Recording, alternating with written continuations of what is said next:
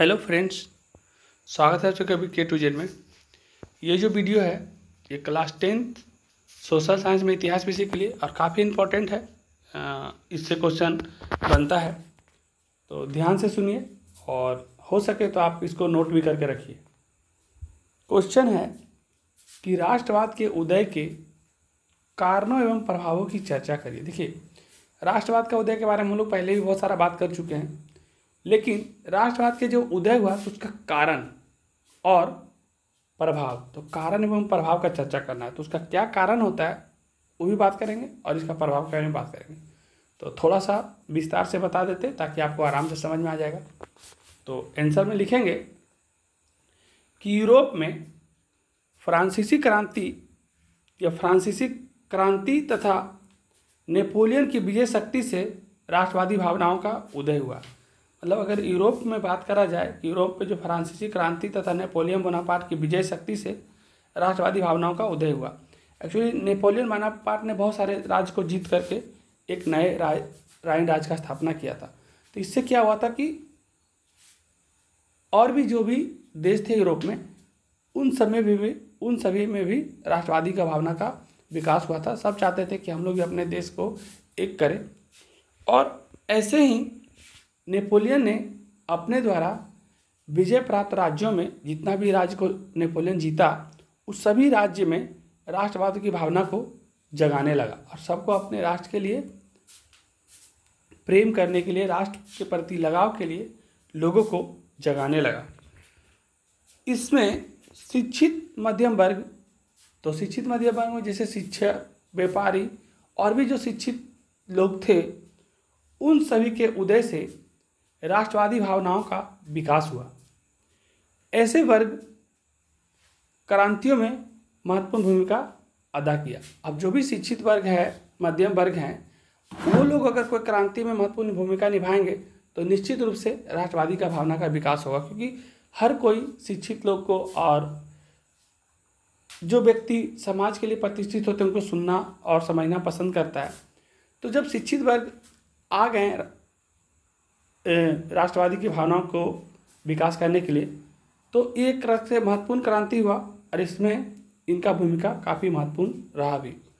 आगे बढ़ते हैं कि ये उनका हो गया कारण। राष्ट्रवादी कारण क्या था?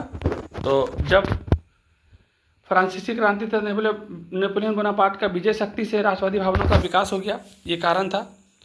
जब नेपोलियन ने विजय प्राप्त किया था तो जिस राज्य में विजय प्राप्त किया था उस सभी में राष्ट्रवादी भावना जगाने लगा था। तो ये हो गया उसका कारण, जिसमें शिक्षित वर्ग और व्यापारी लोग भी शामिल थे।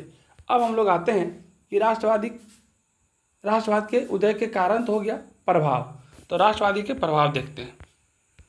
तो राष्ट्रवाद के उदय का प्रभाव, तो राष्ट्रवाद के उदय के प्रभाव से अनेक क्रांतियां और आंदोलन हुआ। मतलब राष्ट्रवादी का जो उदय का प्रभाव हुआ, तो राष्ट्रवादी का उदय का प्रभाव से बहुत सारा क्रांति हुआ और आंदोलन हुआ।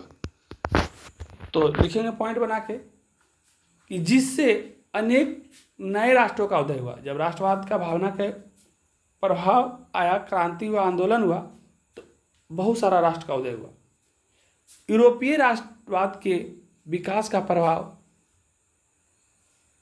एशिया और अफ्रीका में भी पड़ा। और यूरोपीय राष्ट्रवाद का जो विकास हो रहा था तो इसका प्रभाव एशिया के साथ अफ्रीका में पड़ा और यूरोप में तो चल ही रहा था।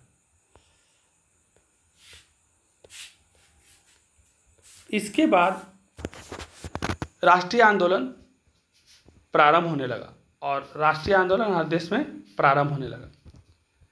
नेक्स्ट पॉइंट में लिखेंगे कि राष्ट्रवाद के उदय के प्रभाव से निरंकुश शासकों का प्रभाव कमजोर हो गया। अब जब राष्ट्रवाद का जब उदय होने लगा, सब अपने देश के प्रति प्रेम और लगाव को समझने लगा, तो जितना भी निरंकुश शासक था वो सब कमज़ोर हो गया, क्योंकि राष्ट्र के लिए प्रेम है। तो जितना भी अच्छा राजा नहीं है उन सभी का पूरा विरोध होना शुरू हो गया।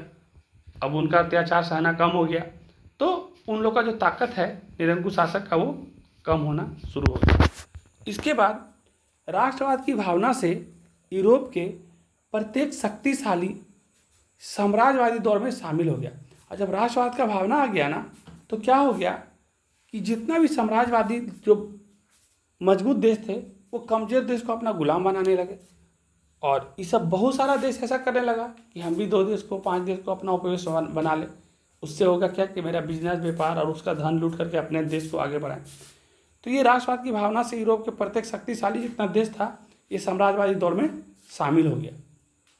तो आप इस वीडियो को समझने से अच्छा है कि आप दोनों पेज को यहाँ से इसको अच्छा से आप एक बार ऐसे करके स्लाइड करके रोक रोक के आप पूरा लिख लीजिए, ठीक है। और इसको लिखने के बाद आप कोशिश करिए एक बार खुद से पढ़ने का। और अगर नहीं समझ में आता है तो आप मेरे को कमेंट में जाकर लिखिए कि आपको क्या नहीं समझ में आ रहा है। एक्चुअली थोड़ा सा रात का ज़्यादा टाइम है तो अपने हिसाब से जितना मेरे से समझ में आ रहा है हम कर दिए हैं, और आप 1 से 2 बार पढ़ेंगे तो आपको अपने से समझ में आ जाएगा। अगर नहीं समझ में आएगा तो हम इसको और एक वीडियो ला करके आपको क्लियर करेंगे, लेकिन हमको लगता है कि आप समझ जाएंगे। नहीं समझ में आएगा तो आप कमेंट जरूर करिएगा। इस वीडियो को यहाँ समाप्त करते हैं। धन्यवाद।